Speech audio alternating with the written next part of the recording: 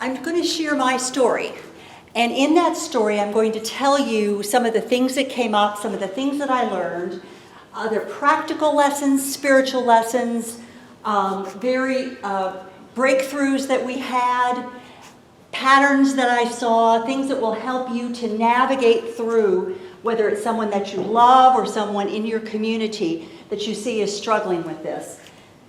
I'll share with you the things that worked, but I'll also share with you some of the things that I tried that didn't work at all. And maybe those are things that you've struggled with as well. What this is not is a discussion on medical or legal matters. Although we're going to talk about medical matters and we're going to talk about legal matters, I'm not a subject matter expert there. I'm just a caregiver of my mother. So I will share with you my experiences, but always remember, I'm also going to be directing you at some point from saying you need to talk to a medical specialist on this, or you need to talk to an elder care lawyer on these matters. So I will make sure that we keep that part of the journey really clear today. Here's one of the three things that I want you to remember today. I was thinking about you, Lisa, and how when they teach you to speak or to preach, you always try to present three issues, and then you keep coming back to those three. So the first of the three is right up front, and that is Alzheimer's creates chaos. There's just chaos. It's just littered all around you. But it is not a chaotic disease. It is a disease that marches in a pattern. So wherever you find yourself standing, you can look up and say, okay, I'm right here, and the next place is here, and the next place is here. So you can look up from the chaos that is around you and realize I'm not in the midst of a chaotic disease. I'm just in the midst of some chaos. So here's how it follows a pattern. And in the literature about Alzheimer's, they call them stages, okay? So the first one is the short-term memory, and we're going to take each one of these apart. Language, where language begins to be muddled. Logical thought. One of the worst ones is emotions. When Alzheimer's starts hitting the emotional center of the brain, oh my goodness, put your big girl pants on, because that's when it gets really messy. Reality is no longer perceived. Way down the journey is long-term memory. So many times when someone is diagnosed with Alzheimer's, you immediately panic and think they will forget me. Oh, no, not for a very long time, near the end. Balance and coordination, when the disease finally starts not just attacking the brain, but the centers of the brain that control the body, and then eventually it stops. It affects the heart and the lungs, and right now, of course, is fatal. So I'm going to show you a little quick couple-minute video that you can find on YouTube. So to find this on YouTube, you go to this, you ask YouTube, what is Alzheimer's? And when you see the little video that comes up that's bright yellow, you can play it over and over again. So I'm going to show you this for just a second. Alzheimer's is a slow, fatal disease of the brain affecting 1 in 10 people over the age of 65. No one is immune. The disease comes on gradually as 2 abnormal protein fragments called plaques and tangles accumulate in the brain and kill brain cells. They start here in the hippocampus, the part of the brain where memories are first formed. Over many years' time, the plaques and tangles slowly destroy the hippocampus, and it becomes harder and harder to form new memories. Simple recollections from a few hours or days ago that the rest of us might take for granted are just not there.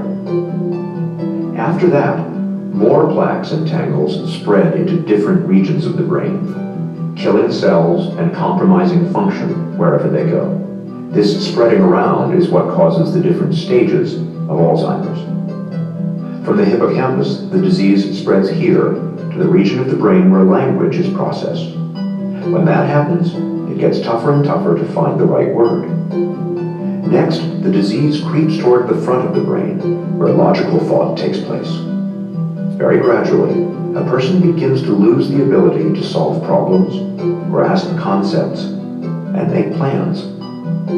Next, the plaques and tangles invade the part of the brain where emotions are regulated. When this happens, the patient gradually loses control over moods and feelings. After that, the disease moves to where the brain makes sense of things it sees, hears, and smells.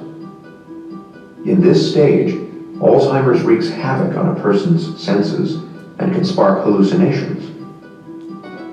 Eventually, the plaques and tangles erase a person's oldest and most precious memories, which are stored here in the back of the brain. Near the end, the disease compromises a person's balance and coordination. And in the very last stage, it destroys the part of the brain that regulates breathing and the heart. The progression from mild forgetting to death is slow and steady, and takes place over an average of 8 to 10 years. It is relentless and, for now, incurable. Helping your family, friends, and neighbors to better understand Alzheimer's will reduce stigma, improve care, and even help the fight for a cure. Thanks for helping to do your part. Learn more at www.aboutalz.org. This is Leah. She was beautiful, and she's the type of person that when she walked in a room, she takes over. She sucks all the air out of the room. She knows everybody by the time she leaves. She was an entertainer. She wrote poems and plays. She ran every Christmas program that ever was at our church. She was creative, loving, giving, very thin-skinned. She could get her feelings hurt if you looked at her wrong. She was an extrovert, spiritual, and very impulsive. Never thought about tomorrow. It was always what's going on right in the moment. Now me, on the other hand, I was wanted and loved to death. My parents didn't think they could have children, and 7 years later they had me, so I was like the prize at the end of the wait. So I was privileged and educated in all the things that you could ever hope for growing up. I'm creative, but I tend to be a little more of an introvert, believe it or not. I'm good to be in an extroverted situation like this, but internally I'm wired as an introvert. I'm a little more all business. I spent my life in business, and so I'm very methodical and purposeful. And together we had not only trust and a friendship, but everything turned deep and spiritual before it was all over. So we solved the world's problems, we solved our own problems, and we just had a wonderful, wonderful friendship. This is a little piece of the map of the state of Iowa. Here's Des Moines on the left, and here's a town called Davenport on the Mississippi River. Well, Iowa City, being right in the middle, was where Mother and I would meet to shop and play. So on one particular Friday, I took the day off, took a vacation day from my work, and I drove the 2 hours to Iowa City, and she drove the 40 minutes to Iowa City, and we were going to spend the day enjoying each other's company. So I took the vacation day, got in the car, drove over for our 10 o'clock meeting, and I waited, and I waited, and I waited. But after you just met Leah, would that be unusual for her to be late? Of course not. You know, that was who she was, so I was just patient until the waiting got extreme. Finally, I went out to the car, got my phone, dialed her home number, and she answered the phone. And I said, Mother, I'm in Iowa City. Where are you? And she said, oh, I decided not to come.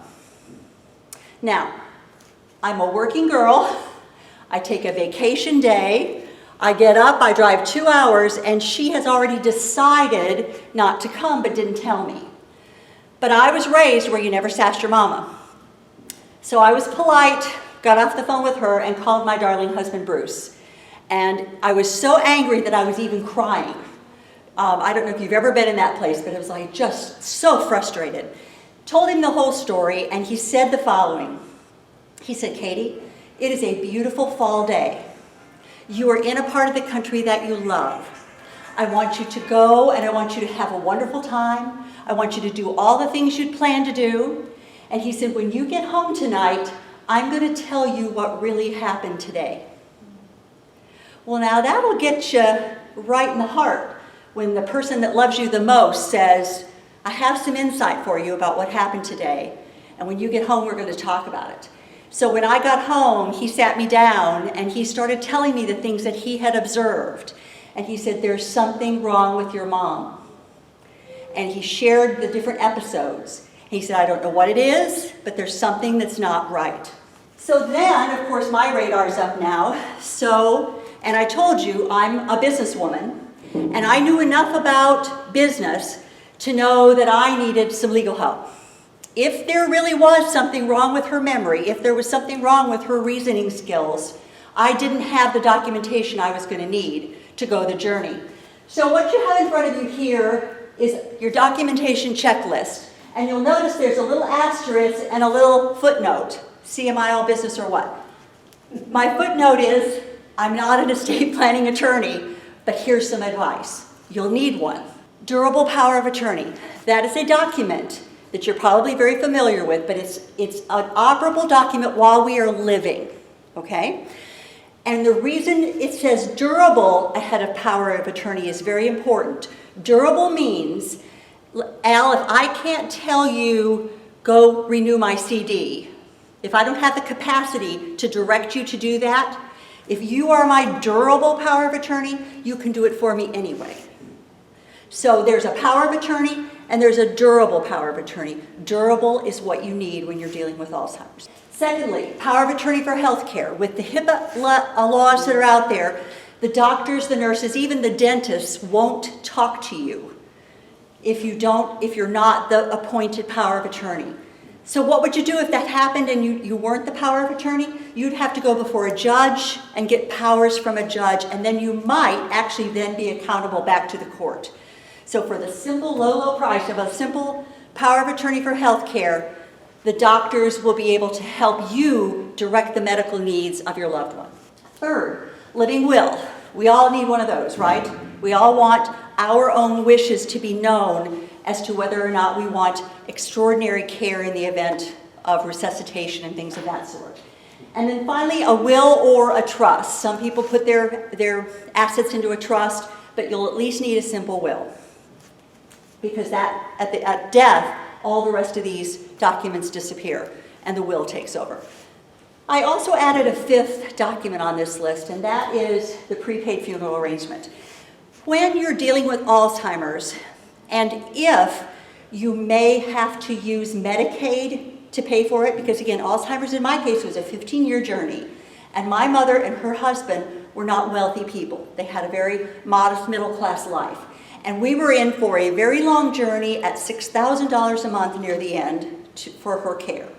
So if you at all think that you might have to go to Medicaid, then a whole bunch of state laws kick in around you. So that's why the little blue box up here says, be a student of your state's law. If your loved one is in Florida, then you need advice about Florida. When I share my story, when I get there, I'm going to be sharing about Illinois law because that's what my mother was a resident of. Illinois allowed me to prepay her funeral, but they wouldn't let me keep her CDs for her funeral. They wouldn't let me keep her life insurance for her funeral. And every state's probably different. That's why it's very important that you know your state laws. One more point on documentation. How your assets are owned governs how your estate flows. So it's Rebecca? Victoria. Victoria, let's say that you and I own our house together and we own it joint with right of survivorship. And I pass away. That means you just inherit it outright. It never goes through the will or through the trust. Because of how we own it, that's how it transfers. So here in a minute, when I tell a story about another one of our swimming pool friends, how you own, what you do with the ownership of your accounts is going to be very critical. I just put that on your radar screen to say, be careful if you're thinking about transferring assets. It can lead to disaster. I'll jump ahead to the swimming pool story. We have a friend that swims with us, and he and his wife have been married a long time. She's been sick quite a while, and he has been successfully caring for her at home. During the time that he cared for her at home, they decided to transfer the ownership of the home to her children. Are you with me? Mm-hmm. So they're married, they're living together, she's successfully being cared for at home by the husband, and they transfer the ownership of the home to the daughters and the son. I think it's 2 daughters and 1 son. Anyway, the kids. Her kids, not his kids, her kids. I imagine they did that thinking, well, if she has Medicare or Medicaid needs in the future, that'll protect the value of the home. Okay, you can't do that. First, a state law will govern how many years before they can claw that decision back. In Illinois, it was 7 years. So I wouldn't have even known my mother was sick before they would have clawed that back. And secondly, in Illinois, they had a protection law for the spouse. And that law said something like, Jim, my mother's husband, can live in that house as long as he wants to. We are not ever going to impoverish Jim because Leah is sick. But when my swimming family here, my swimming friend, transferred the ownership to their daughters, now the husband is unprotected. To make matters worse, her children, the minute she went into long-term care, her children gave him 30 days notice to move that they were going to sell the house. So it is just a terrible idea to try to transfer assets to keep them away from government or to keep them away from taxes unless you absolutely talk to a local attorney in that state and know what that means. Okay? Again, the footnote. That's all I know about it in the whole world. But that's enough, I hope, to make you be very careful as you march through changing any documentation. All right, so you saw in that video the different stages. So let's kind of walk through each one with an eye to how can we practically be successful and helpful and loving as we go through this. Stage 1. What I found is that not only was my mother in denial, but so was I. I didn't want to think that she had Alzheimer's. I knew that my grandfather had had it. I knew that one of her sisters had had it, but it was a big family and they were the only 2. So surely it's not that. I didn't know what was wrong. But this stage can be frustrating, but it's really pretty harmless. I mean, if I have to repeat myself 100 times, how much trouble is that? That's not no trouble at all. It's pretty harmless. All you have to do is be aware, like I was after Bruce told me, that my radar was up and I'm listening now for clues. I'm actively listening. My failure during this time was I thought I had forever. And because I thought I had forever, I never went out and started thinking about down the road, where will she live if she can't live at home? I didn't even know that I could be on waiting lists for memory care institutions for years. And so I ended up, as you'll see in a little while, I ended up with my back against the wall when we had a triggering event. So again, stage 1 is it's annoying, it's confusing, it's a little sad. But what do you do during stage 1? Get all the documentation done and make sure you've got the well care done. Go to the dentist, go to the doctor, alert the doctor that something's wrong so the doctor knows what they're doing. My mother didn't want to go to the doctor at 23 years old. So at 70 years old, there was no getting her there. So I called the doctor, her name was Maureen, I think, and I said, Maureen, when we come, I need you to take off the coat and take off the stethoscope and just walk in like your old friends. And because you know my mother, you walk her into a room, she wants to know everything and everybody, but don't go in there with any kind of authority, a medical authority on, or she'll freeze on you. So it's those kinds of things that I could do during stage 1, behind the scenes, that Mom didn't even know I was doing to get us ready. These are things that get really difficult later on. Getting her to the dentist later on was an absolute nightmare. We would go in, she had a denture, and when it would start to slip and get loose, and we needed it tightened up, I would just call the dentist and say, okay, you got like 10 minutes and 2 tries, before we end up really too frustrated to handle her. And so 60% is perfectly okay in terms of a solution for me. And then you have to balance, whether it's the spouse balance or the brother-to-brother situation, or in my case, the parent-to-child, you have to balance that delicate relationship between what you say and what you're actually doing behind the scenes. So I would try to talk to her sometimes about things because that's what she and I did. And sometimes she would put both of her hands and say, please don't. And then I would know she just couldn't handle it at the time. Full disclosure is not your friend. We went to the dentist. She didn't know it until we walked in the door.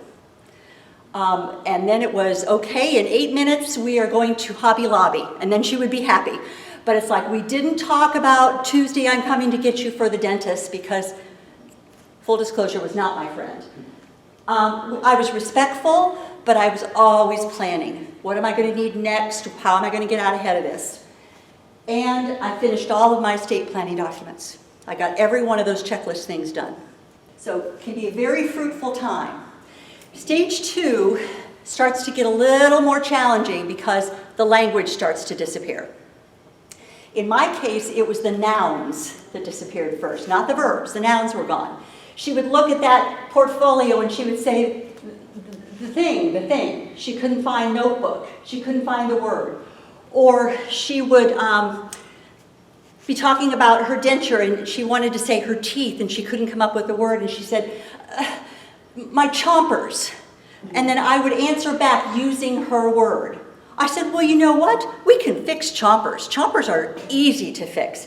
So I didn't correct her and say, your teeth. Oh, you're looking for the word teeth. Because that's humiliating. That reminds her that she couldn't find the word. So whatever word she found, once I understood what she was saying, I would use that word.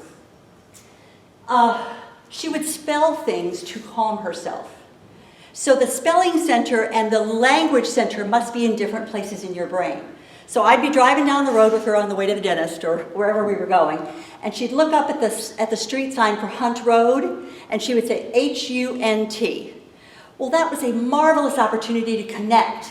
And I would say, that's right, H-U-N-T. So any chance when they do something, affirm what it is that they're doing. And then finally, under words, I should have put a little higher on my list, angry words are definitely in a different part of the brain. Those angry words were with her almost to probably the last year of her life, when her language was completely gone. If she was angry, my grandfather's swear words came out of the sweet mouth of my mother. So they must be in a different center of the brain. A lot of people will say to you, music can still reach them, or a movie or old pictures. In my experience, the music left very early, which was heartbreaking to me, because that, at the core of who my mother was a musician. And so that was heartbreaking. Even when I would play songs of her own songs or songs of her singing, she just couldn't process that. And I just had to let them go. And then my favorite was the relational words. One time I came in and I had a package, and I'm walking down the hall, and she's sitting at a little snack bar with her friends, and she looked up and saw me coming down the hall and got all excited. And she said, oh, it's my sister, she said. And I said, yes, it's your sister. She knew I belonged to her. She just put the wrong word with it. And again, you don't correct. You just go with whatever it matters. So that was one of my favorite memories. Finally, the language turned into word salad. By word salad, it means it just makes no sense at all. There's not even words you can understand. It was just gibberish. But my mother was a talker and an extrovert, and so I would just egg her on. We'd be sitting there, and she would blah, blah, blah, blah, blah to me, and I would say, I don't remember it that way, you're going to have to tell me again. And oh boy, she'd take off again. So when you get to that point or that stage with someone, still connect. They don't have to make any sense. You can still connect. Use their words and listen attentively, even when the words are not even there anymore. Stage 2, when you get to the language center, my best advice is just go with it. Whatever they say, go with it. If they're not making sense, persist until you understand, or redirect them to some other thought if it just gets too complicated. But don't correct. That's just disrespectful. You either know what they're trying to say, or you just need to listen a little longer. Stage 3, logical thought. Here's where things start to change. We talked about stage 1 and stage 2 being mostly about adapting, right? When they're forgetting things you told them a minute ago, no big deal, just repeat it. When they're having trouble with words, you solve for the answer. But when they start getting into logical thought, that's when you have to step up now and be the protector. I'll tell you a couple of stories. Unplugging the answer phone. In the early stages of my mother's Alzheimer's, we still had that little machine in the kitchen that when you called, the answer phone voice came on and said, leave the message. She thought that was a person. And when the answer phone kicked on and we weren't home, and then the tone came, she would yell at it. You get my daughter on the phone. You tell her right now to come to the phone. She thought she was talking to a person. So we had to turn the answer phone off and unplug it for a season. It's the car's fault. Luckily, oh, thank you, Jesus, she did not drive. She somehow self-policed with that. I didn't have to take the car away from her. I was definitely gifted there. But it wasn't because she couldn't drive, it was the car's fault. So if she had a different car, all would be fine. So I had to listen to that over and over and over again. And why wasn't I taking her to get a different car so she could still drive? If they wander, they have these wonderful little clips that you put on the top of the door, and when you clip it over here, they can't get the door open. So it's a way to keep them safe if they wander. Here is when they have no filters. They're going to say what they're going to say, even if they're offending you. It was Thanksgiving, and I was sensing that it was maybe the last Thanksgiving we were going to have her at home. And my brother's favorite holiday was and is Thanksgiving. So I flew him in from New York, and we were going to have one big last Thanksgiving dinner. So John flew in the night before. Jim was going to drive Mother over the next day, and it's now 2:30 in the morning when the phone rings, and it's my mother. I'm ready to go, and Jim won't take me. So in the fog of being woken up at 2 o'clock in the morning, I made a terrible mistake. I said, well, Mom, I've been cooking all day and I am so tired. And I go into this theatrical diatribe about, I'll see you in the morning. Let me finish my sleeping and then we'll come get you. And her response was, well, if you're going to agree with Jim, I'm not coming at all. And she hung up the phone. And she didn't come at all. So what I should have done was say, put Jim on the phone. And said to Jim, okay, let's all just get up and bring her on over. I mean, it's just 2 o'clock in the morning. Who cares? Would have been a very simple solution. She would have been happy. We could have had our last family Thanksgiving. So when you make a mistake, it's okay. Do I wish we had that Thanksgiving? Of course I do. But it wasn't the end of the world, and it certainly wasn't done out of malice. And now we have a lesson. So if you get a phone call on Thanksgiving, just get up. One particular afternoon, she was with me, and I took her to a street art fair. And we're having outside, and and I'm corralling her back and forth because she would walk up to anyone and engage them like they were old friends. And she actually, I think, believed they were old friends, and so I was always corralling her around. Then we tried to make supper, and that was a challenge. And then she smoked, so we went out in my backyard to have a cup of coffee and a cigarette. And it was like the heavens opened up that night. And logic, language, reason visited us at that picnic table for hours. I ran in the house. I got throws for our laps, sweaters for our shoulders, more coffee, more cigarettes, because I couldn't believe it. It's like, we're back. And I tell you that story to say occasionally, whether for an evening, a moment, an hour, they really will come back, just like the movie. What's that movie? You'd know it if I had I can't find words too, so it's just you and me. When that happens, carpe diem, seize the day. Go for it. Grab your lap throws and enjoy every minute of it, because it doesn't last.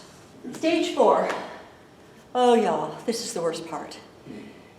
Before we talk about this, I do want to say all of these stages have beginnings, and blessedly they have ends. And this one, blessedly, has an end. But oh my gosh, you better buckle up when you're going through this stage. It's bad. This is when Alzheimer's comes and strikes the limbic system, the emotional center of the brain. And 1 minute they're laughing, and the next minute they're sobbing. 1 minute they're frightened, the next minute they're angry. And it can go on for huge periods of time. These are all the types of issues that I saw with Mom: willfulness, hallucinations, accusations. I had put new countertops in my kitchen. So I invited her in, and I was showing her my new countertops. And she turned to me and she said, she accused me of using her money to buy those countertops. So what have we learned? Do we try to straighten that situation out? No. I turned and I smiled at her and I took both of her hands and I said, "Oh, Mama, I'm sorry. I thought you wanted to buy me those countertops. Don't you worry, I'll put that money right back in your checking account." And she calmed right down. So you have to remember when you hit this stage, it's not them that's railing. It's not them that's crying. It's not them that's accusing you of something that is preposterous. It's the disease that you're dealing with. So what do? This is point number 2 of my sermon. Point number 1 was, it's not a chaotic disease. Point number 2 is, ride the horse in the direction the horse is going. If she thinks you took her money to buy the countertops, then that is the reality. Al was telling me about one of his loved ones thinking that there were bugs up up in the window, by the drape. So what you do in that point is you pick up something that looks like an aerosol can and you say, shh. And then you say, let's go for a walk while that bug spray does its work. And by the time you get back from your walk, they've forgotten all about it. But you acknowledge that if they say there's bugs up on the curtain, there's bugs up on the curtain.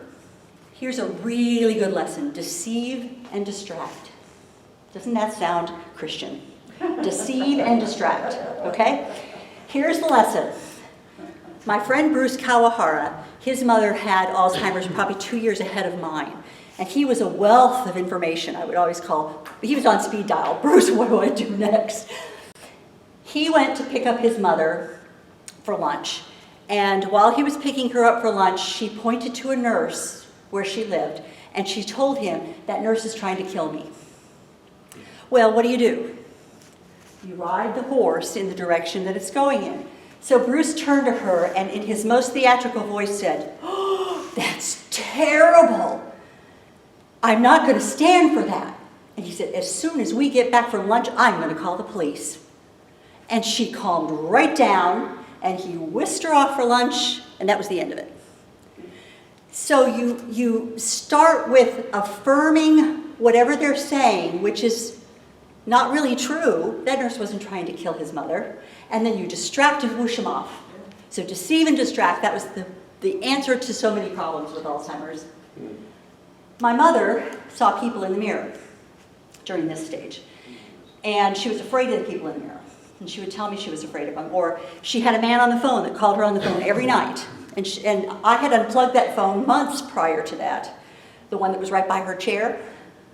And so I knew there was nothing but dead air in that phone, but she would tell me all the things that she and the man on the phone talked about. Later through the journey, I came to wonder if God had not assigned some poor angel to call her every night at 7 o'clock. How do we know? I mean, really, maybe it really was somebody on the phone calling her. Because later, right before we had to take her into memory care, she took me aside and she said, "The man on the phone says I can't live here in the house very much longer." Thank you, Lord. So that's when I began to think, maybe the man on the phone is the real deal. But the people in the mirror were not. And then she would take me into the bathroom, and she would tell me about the old woman who wore her clothes. And it really upset her that this old woman wore her clothes. And so finally, I figured out what to do. And she took me in there the 7th or the 8th time, and I did what Bruce Kawahara taught me. That's terrible. That woman should not be wearing your clothes. And I went out to my car where I had bought some butcher paper, and I wallpapered with painter's tape. I wallpapered all the mirrors in the house. And she followed me around the house just happy as a lark. "Oh, thank you." Because I made the people in the mirror go away. So sometimes you have to listen a while and figure out, what am I going to do with this? And then once you figure it out, go to the craft store, buy yourself some butcher paper, and wallpaper the mirrors, whatever it might be when you get to that stage. Just remember, you're dealing with the disease, not the person. So as many times as you can just lovingly affirm the person and then walk away and shake your head and think, now what do I do? It's also a time, though, I will tell you this, it's a time when my creativity rose to the occasion and I was so grateful for that anointing. I got some help. You're going to need some help. You're just going to need some help. So I hired a company called Home Helpers. I could hire them for 2 hours, always a 2-hour minimum, and I could hire them as many days in the week as I wanted, but 2 hours was the minimum. So I had Carrie come on Tuesdays and Thursdays, and Carrie's job was threefold. First, she was to take Mom and do fun things, even if it was just a hamburger. She was to handle errands that Jim didn't want to do, fun things. Secondly, she was to give Jim some respite time because Jim wasn't always the most patient man. And I knew that Mom could get on your last nerve. And I was a little afraid that Jim might get a little physical with her. So Carrie was also there, thirdly, to keep an eye on the situation when I wasn't there and tell me what was really going on in the household. So it gave Jim time off, it gave me another set of eyes, and it gave Mom somebody to play with. At this particular point in Alzheimer's, a pattern was starting to show up. So Mom would be okay, oh, things are terrible, crash. Okay, things get terrible, crash. And that cycle I began to chart it on my calendar because first it was like 3-month cycle, then it was like a 6-week cycle. And it would keep evolving and changing.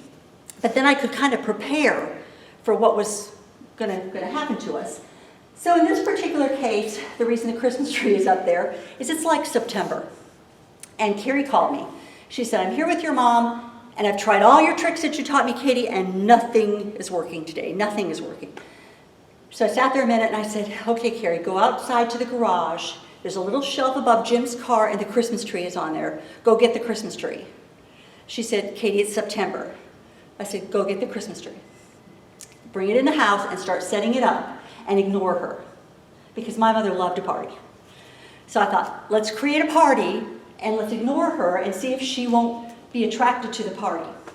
So Carrie starts setting up the Christmas tree. And 30 minutes later she calls, she says, it's not working. I said, okay, go downstairs and get Jim and bring Jim up to help you with the Christmas tree. And I said, I want you to sing. And she said, Katy. I said, sing, Carrie. So she goes and gets Jim. They're setting up the Christmas tree. They start to sing. And pretty soon Mom can't stand it that she's being left out. And pretty soon she starts working over. Carrie calls me. She says, I think it's going to work. We put that Christmas tree up in September. We took it down in March. It evened out my cycles all the way to March. I don't know what it was. Maybe the soft light, maybe the memories of Christmas, who knows? But sometimes you just have to find creative things, even if they don't work. The Christmas tree was a home run. And that's why I call it the Christmas tree solution. The stages overlap. So it's not just that you've got short-term memory and then that stops and then language starts and then that stops. They all kind of overlap, but they do end. And especially this stage 4, this terrible stage. There will be a day when they're ranting or crying or unreasonable. And then once they get down the road a little ways, that part's over now and you go on to the next. So when you're in that terrible 4th stage, for me, that was my only sanity, was there'll be a time when this is over. Triggering events. Everyone told me, watch for the triggering event. I said, what will it look like? You'll just know it when you see it. And I thought, well, that's helpful. You know, thanks a whole lot for that. So now it's February. It's snowing like crazy. It's cold. And I'm off campus working with a strategic team. So I'm kind of in charge, and my phone goes off. So I go out in the hall to see the phone, and they told me that my mother had set the garbage cans on fire. Well, I sat there on the bench and thought, so this is what a triggering event is. This is it. They told me I would know it, and I knew it. It means that they're no longer safe to themselves, and they're no longer safe to others. And you just watch for it. In my opinion, if they can stay at home and stay in their routine as long as you possibly can with your hiring your carries and whoever else you need to have, putting up Christmas trees, doing whatever it is you have to do, when the triggering event happens, you really have to step back and say, okay, now what do I do? And so that's what I did. I called my brother, he came, and we began to look at nursing homes at this point, where I would have three shifts of people watching her instead of Carrie for a few hours and me for a few hours and Jim. Lord knows what's going on with Jim. Now I knew I needed a different solution. That's when I had my biggest fail, when I realized I couldn't find one that could take her. Now what do I do? I've had my triggering event, I have my Carrie, but now what am I going to do? I had to have a whole new set of solutions. She needed 24/7 care, and I couldn't find any place for her to live. So what I ultimately had to do was I had to go to a facility that I didn't want. It wasn't terrible, but it wasn't good either.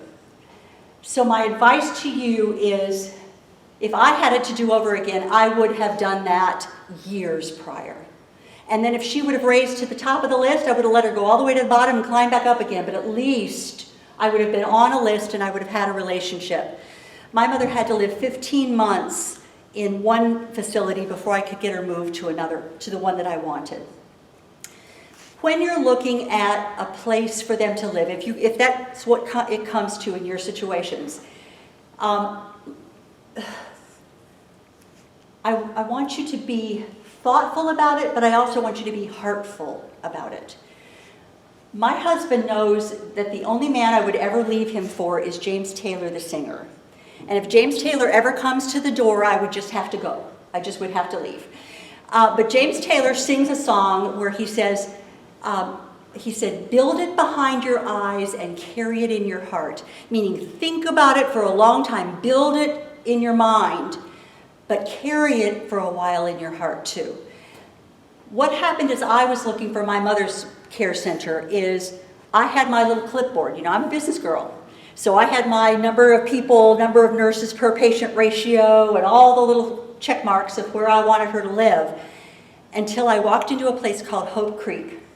And when I walked up to the door, the electronic doors opened up, and I started to weep and cry. It hit me like, this is it, this is her place. And my brother, who had seen me be Banker Barbie all day long, you know, with my little checklist asking all my questions, looked at me like, oh my God, what's happened to you?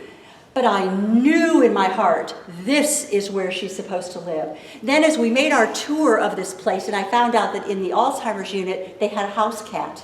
And my mother loved cats. Not me, not so much. She loved cats.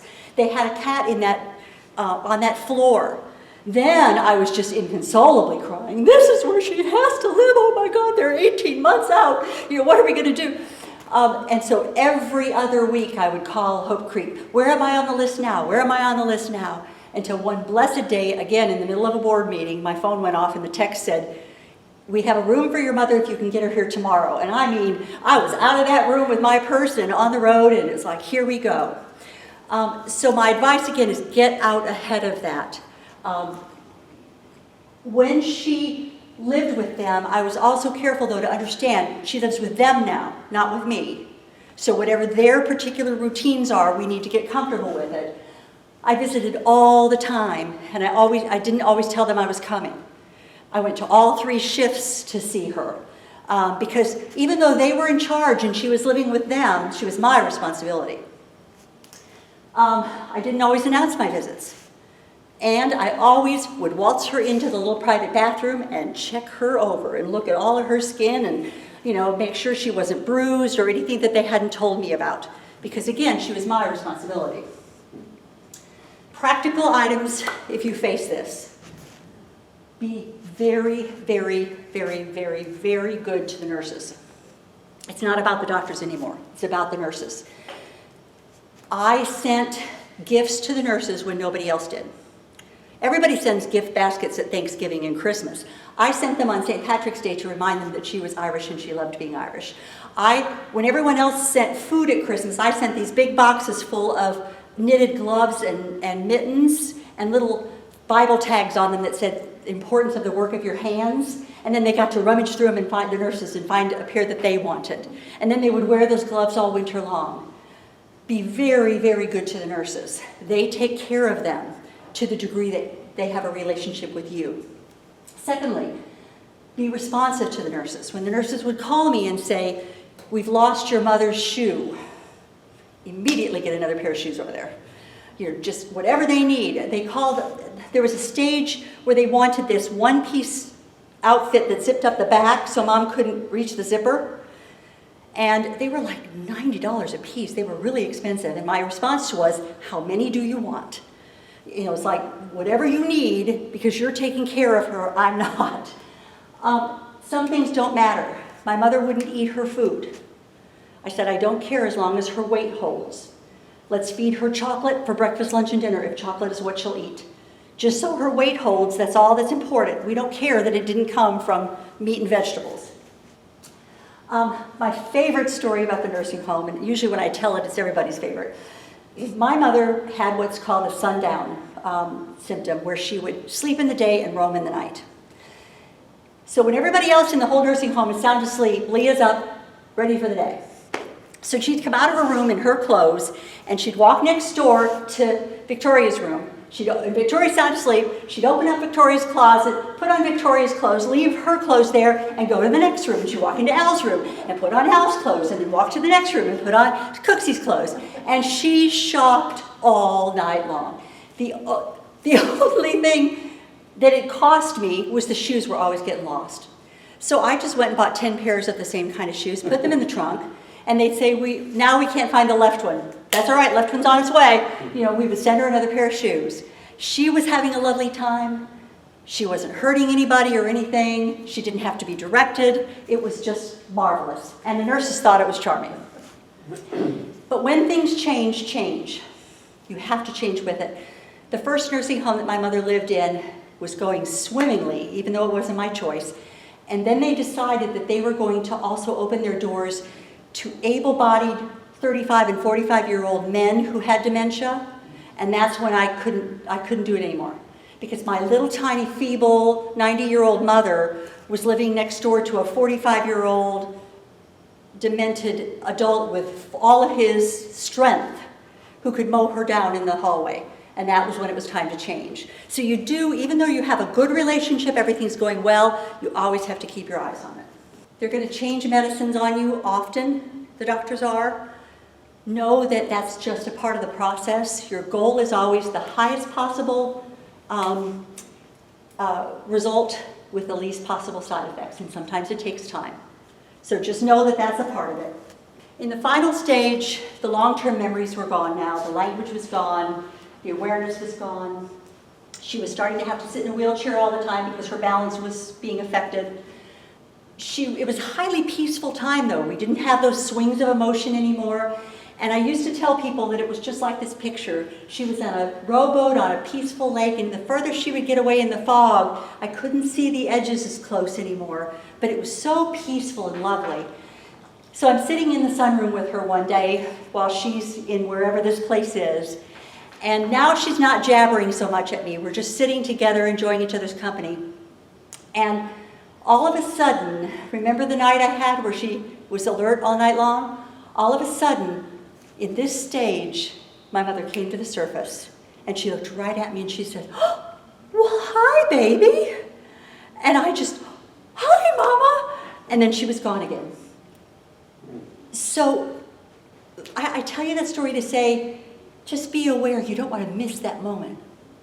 They're delicious when they happen. And it also told me that they are not behind this disease pining. They're not. Because in that moment when she came aware and looked at me and said, "Hi, baby," it was like we were together on the patio again, all those years ago. So they're not behind that disease pining away. They're not. I don't know where they are, but that's not what's happening. Hospice. When you get to this stage, bring in hospice the very minute you can. Hospice has rules, and I think a couple of them are like when they can't eat by themselves unassisted, when they can't do language. There's several more. But once they hit a couple of those things, then hospice kicks in. I put my mother in hospice 2 years before she died because you get all kinds of wonderful things with hospice. There's this thing called a Broda chair, and it's a wheelchair that's more comfortable than a wheelchair. And then they don't have to lift her out of the wheelchair to lay her down to sleep. They turn a knob on the Broda chair, and the Broda chair goes shh and turns into a bed. And so as soon as I knew that my mother qualified, it's like, I want one of those Broda chairs. Where do they come from? So you get lovely things, and probably the best thing that came with hospice was Roger. Roger was the chaplain. Now my mother's 90 years old, all of her prior pastors are gone or not serving anymore, and in comes Roger with hospice and a guitar. And he talks to her and he plays music for her, and he builds a relationship with her during this stage when she's in the boat on the way across the River Jordan. And then he preached her sermon, her funeral, at her death. So get hospice involved as soon as you possibly can. Okay, the call finally came. And they said to me, Katy, we almost called you last weekend because your mom just completely was unresponsive. But then she came back to be responsive, so we decided to wait. But now we think you need to come. So something in me knew she would wait for me, but at that point it didn't matter because I knew where she was going and she knew where she was going, and it was all going to be fine. So I got there, and by this time, of course, I've been building a relationship with the nurses all these years, and I have my team ready, my hospice team ready. I have all the medicine I need right there in the nursing home from hospice. And I get there, and she's been unresponsive all day, and she remained unresponsive all night. And that night, Dia was on the floor that night. And Dia was my favorite nurse, and of course, she would be on call that particular night. So Dia was helping me understand what was happening moment to moment. So none of it was frightening. And I didn't understand it, and maybe it doesn't happen always, but my mother had a lot of fever as she died. Evidently, as your different systems shut down, a lot of times it can spike a fever. So we had it real cool in the room that night. And then we had her cool down, we had fans going, and so I had a poncho over my shoulder all night. And so it was a quiet, peaceful, lovely night. And my team was there to help me understand what was going on. It wasn't frightening. As we inched towards dawn, Dia said, it's really any time now, Katy. So I got up from my chair where I was kind of sitting on the side of her bed, and I went to the foot of her bed, around the foot of her bed, and as I was standing there, as God is my witness, I heard a voice. And I'm in there all by myself with my mother. I heard a voice in my heart that said, take off your mantle, we'll take it from here. And I reached and I took that poncho off and I laid it at the foot of her bed because I had carried her mantle for 15 years. I had been the one carrying her bag all the way through it, and my job was now over, and I knew it. So I took off my poncho and I laid it at the foot of the bed, and I thought, that's interesting that the voice in my heart would say, we've got it from here, so there must be a team here tonight to get ready to take her to the next part. And so then I walked up to the front of her bed, and before I take you any further, I have to step back about 10 years. 10 years prior to that, I know my mother's sick, but I don't know what's ahead of me. And I'm watching a news clip about President Reagan when he died of Alzheimer's. So I don't know why I was watching it, but I was. And the newscaster was saying that when he knew that he had Alzheimer's, he turned to his wife Nancy and said, before I die, my prayer is that yours will be the last face I see. And that memory was so vivid in my heart that night as my mother was passing away, because when I saw that news clip, I said a prayer, and it was a very spiritual prayer. It went exactly like this. Oh, I want that. Amen. I want that. You know, like when we were kids and we would open up the Sears and Roebuck catalog and then we would mark what we wanted and show our parents. Well, that's about as spiritual as it was when I saw that thing. It's like, oh, I want that. Well, I honestly hadn't thought about it since. So now I'm taking you back to her bedside, and after I took off my mantle, I walked up where her pillow was, and I leaned over her and I began to thank her for being a great mom and the wonderful life that we had. I wasn't even thinking about that prayer of long ago. And as her spirit began to leave her body, she opened her eyes and looked right at me, and she and I were right there together again. And I was so shocked because I had been there for a day and we hadn't even had her roll over for a day on her own. And she looked right at me, and joy leapt into my heart, and I said, oh, our prayer was answered, and I was just thrilled. And I said, Mom, we're face to face, and in a moment you'll be face to face with Jesus. Oh, isn't this wonderful? And she was gone. It was the best thing that ever happened to me. The best memory. Again, the whole night was peaceful, and then it ended on such a remarkable ending. I wish everybody could have what I had. But you can have this. And here's the third part, the third thing to remember. You are the most important person. You are the most important person. I was the most important person in the whole journey. If I went down, the whole thing fell apart. I was the most important person. I was the one who had the most to learn. I was the one who got this whole journey that I can stand in front of you several years later and tell you this remarkable story of Leah and me. You have to build your team at every phase because you can't do it by yourself, but you are the most important part. Here's what Maya Angelou said. My mother deserved a good daughter, and she got one. Leah deserved a good daughter, and boy, did she get one. And Kay deserved a good husband, Al, and she got one. And your brother deserved a great brother, and he got one. And at the end of it all, and in the midst of it all, I want you to be able to look yourself in the mirror and say, dang, I'm nailing this. I'm doing a good job. This whole thing, look what I'm learning, look who I am. We handled the bug at the mirror perfectly, and it's over. Yay. I want you to have as much joy that you went through it as I have that I went through it. And trust me, it wasn't always easy. So you have your checklist here in the handout today. Get your documentation, get on a waiting list, take care of yourself, watch for your triggering event. Some of my favorite ones here, enjoy your loved one at every stage. Don't miss those little moments to remember. Recognize your worth, your joy. You are the very most important person in the whole journey.